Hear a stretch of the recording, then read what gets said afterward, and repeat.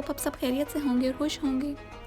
Last week of Ramzan मेरा कैसा गुजरा, क्या रूटीन रही, मैंने क्या किया, क्या सहरी अफ्तारी की, वो सब कुछ रैंडम से एक वीडियो है, इसमें मैं आपके साथ शेयर करूँगी। और एक हमारी क्लास फेलो थी, उसने ग्रैंड इफ्तार पार्टी अरेंज की थी, तो ये सारी डिटेल्स मैं आपके साथ शेयर करूँगी। होप सो वीडियो आपको अच्छी लगेगी। वीडियो को एंड तक लाजमी देखें, हो सके तो वीडियो को लाइक कर दें, शेयर कर दें, चैनल को लाजमी सब्सक्राइब कर लें और बेल आइकन को भी मस्ट प्रेस कर लें ताकि कोई भी न्यू वीडियो है तो उसका नोटिफिकेशन आपको मिल जाए और कोई भी न्यू आने वाली वीडियो आपसे मिस ना हो। ये रमज़ान इतना जल्दी गुजर गया है, एक तो हमारी रूटीन बहुत ज़्यादा बिजी थी शायद उसकी वजह से भी, लेकिन फिर भी बहुत ज़्यादा जल्दी गुजर गया है। उम्मीद करती हूँ कि सबका रमज़ान बहुत ज़्यादा अच्छा गुजरा होगा और दुआ करती हूँ कि अल्लाह ताला सबकी इबादत जो रोज़े रखे वो सब कुछ कबूल व मंजूर फरमाए। आमीन।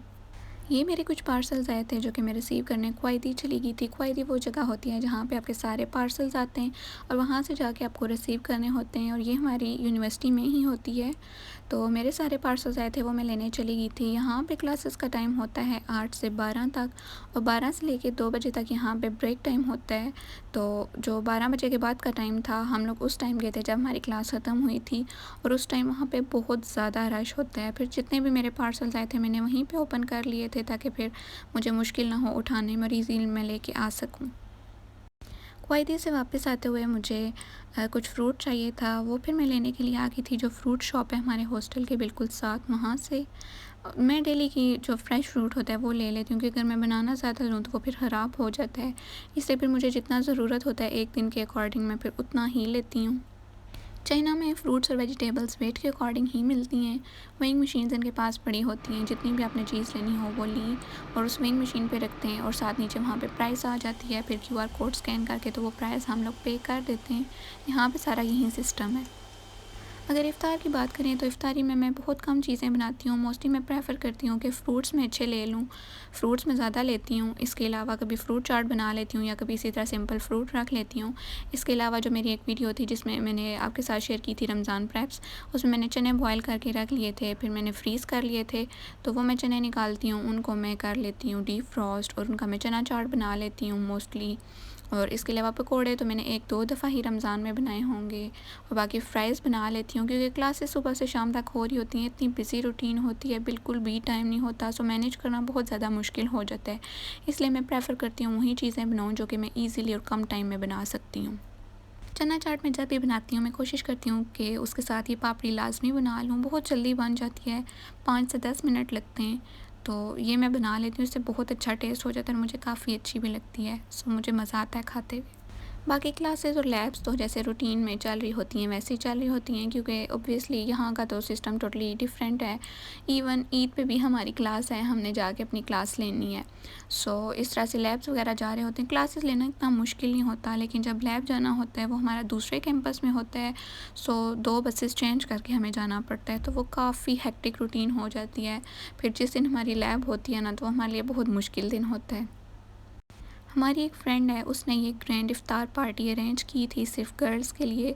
बहुत अच्छे तरीके से उसने हर चीज़ को मैनेज किया था। एज ए स्टूडेंट बहुत मुश्किल होता है हर चीज़ को मैनेज करना, लेकिन बहुत ज़्यादा अच्छा उसने सब कुछ मैनेज किया था। बहुत अच्छे तरीके से उसने हर चीज़ को ऑर्गेनाइज़ किया था। सैंडविच उसने बनाए थे, फ्रूट चाट था, खीर थी, चना चाट था और साथ में केक्स वगैरह थे, ड्रिंक्स थी, जूस था। तो हर चीज़ बहुत ज़्यादा अच्छी थी। ये हमारी पैथोलॉजी की लैब होती है और यहाँ पे हमें स्लाइड्स देखनी होती हैं। फिर उसके बाद हमें रिपोर्ट्स मिलती हैं जिन पे हमें वो डायग्राम बनानी पड़ती है, सारा कुछ लेबल करना पड़ता है, इस तरह से होती है। अच्छा जी, एक और बात मैं आपको इंटरेस्टिंग बताऊँगी। चाइना में ये सिस्टम है कि स्टूडेंट्स आप देखेंगे बिल्डिंग्स में जगह जगह उन्होंने अपनी प्लेसेस बना के रखी हैं, चेयर होती है और जितनी उनकी कम्फर्ट की चीज़ें होती हैं वो साथ उन्होंने कुछ खाने पीने का सामान रखा होता है और वो लोग वहाँ पर बैठ के सेल्फ स्टडी कर रहे होते हैं। हमारी यूनिवर्सिटी में भी इस तरह हम लोग जहाँ पे भी देखते हैं बहुत सी ऐसी जगह होती हैं, इवन पार्क्स में स्टूडेंट्स ने अपनी अपनी जगह बनाई होती हैं, वहाँ पे बैठ के अकेले वो पढ़ रहे होते हैं। तो ये इनका बहुत अच्छा सिस्टम है। मेडिकल कैंपस जाने के लिए हम लोग यूजुअली बस ही यूज़ कर रहे होते हैं। मैं ऑलरेडी आपको बता चुकी हूँ कि यहाँ पे 3 तरह की ट्रांसपोर्ट होती है। एक तो इलेक्ट्रिक बाइक्स या फिर इलेक्ट्रिक बाइसाइकिल्स होती हैं।